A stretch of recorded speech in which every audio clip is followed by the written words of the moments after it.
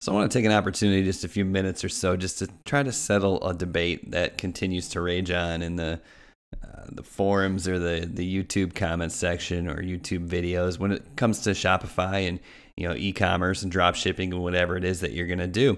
And the debate is, what should I do? Should I start a general store or a niche store? And I understand that this is kind of the first decision that you have to make. So that's kind of the period where beginners kind of agonize and get hung up is in the beginning. And really, ultimately you should just pick one and go for it, because the bottom line is it doesn't really matter. But here is a little bit better explanation of the way you should be looking at this. So what I always like to say is, when you're choosing your name, you're naming the store, that's where you want to go general. Okay, so take my store, for instance, Modern Sybarite. What does that mean?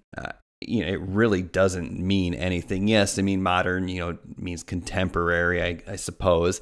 And Sybarite is someone who, likes nice things, or, likes luxury, or self-indulgence. So that, if you dive into the name of my store a little bit deeper, it kind of makes sense for, personal items, jewelry, stuff along those lines. But on the surface, I mean, really, what does that mean? Modern Sybarite. It doesn't mean anything.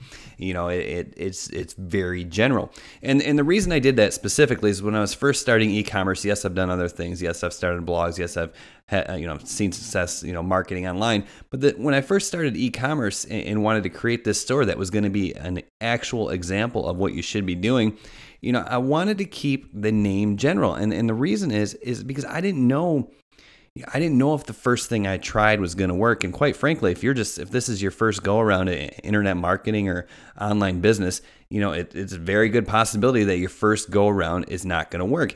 As a matter of fact, I started seeing, I run a private Facebook group, which I'll link to that below if you want to join. Just don't spam it. But if you're interested in learning about e-commerce and talking with other people who are into Shopify, come check it out. Once again, you got to ask permission to join, but I usually approve everyone in 12 hours or so.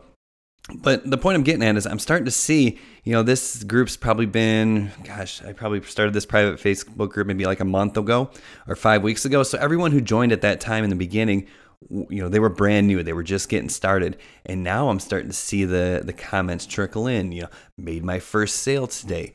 Oh my goodness, this is possible. Holy smokes, there is light at the end of the tunnel because people are starting to make their sales. Now, the reality of this is yes, you can see some success in the first week or two, but it's going to take a little while to get practice. And what I'm seeing is like 4 or 5 weeks is generally the time people start seeing sales and start feeling more confident. And that's because what happened is they tried something and it didn't quite work out, so they tried something a little bit different and that might work out a little bit better.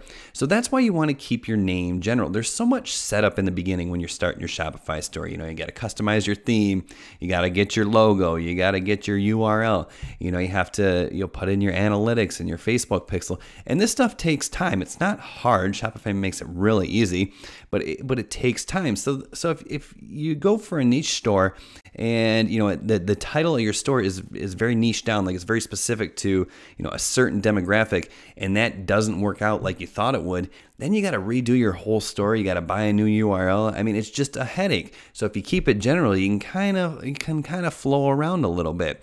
Now, if you haven't started your store yet, also I'll put a description in the description. I'll put a link to my free 2-hour training video, totally free. We'll show you from beginning to end how to get your Shopify store up and running. Integrate the apps that you need, install Google Analytics in your Facebook pixel. How to import products from AliExpress if you're going to do drop shipping. So I'll go ahead and put that link down below. And I just got in contact with Shopify. So if you do join and get that link to that 2-hour tutorial, I'll also give you a link to a free 21-day trial of Shopify as well. So instead of the 14 free days that you can get just by visiting Shopify, I'll post a link in there that'll get you 21 days free. So it kind of gives you a little bit more time to try things out without actually having to pay. But like I've said, you'll see in the tutorial, if you do jump in, I recommend you put your credit card in and start running right away, because you can start making sales as soon as you enter that credit card in, but Shopify won't charge you until your trial period is up. So you want to get that store up and running. You don't want to get bogged down with the details in the beginning. And then once you do get to the point to open your store and start loading products in there, this is when you're going to get down to a niche selection. Because, think about it like this. Basically, you want one person to visit your store. And what you want to imagine is that this one person walks into your store or comes into your online store, obviously, and they could theoretically or feasibly purchase everything in that store. Okay, so they're not going to. But what I mean by that is, say you're targeting 30-year-old women. Make sure every single product on your store kind of relates or would be something that a 30-year-old woman would want to buy. Okay, because if they come in and they're looking for a necklace and then they see a tire iron and kids' toys, they're going to get confused. It makes your store look amateur and they're just going to leave. But if they come in and, maybe they're looking for jewelry, but there's also a section that might be makeup, and then there's also a collection on your store that, might be, other beauty products, that all kind of makes sense. Yes, they're not niches, they're not, specific product lines, but they all kind of cater to the same demographic. So I hope that makes sense. I hope that clears up the debate, and I hope that finally settles the debate of general store and niche store. Once again, keep your name general so you have some flexibility, but keep your product line focused or niche down. All right, thanks for watching. Subscribe to the channel, and we'll see you soon. Bye.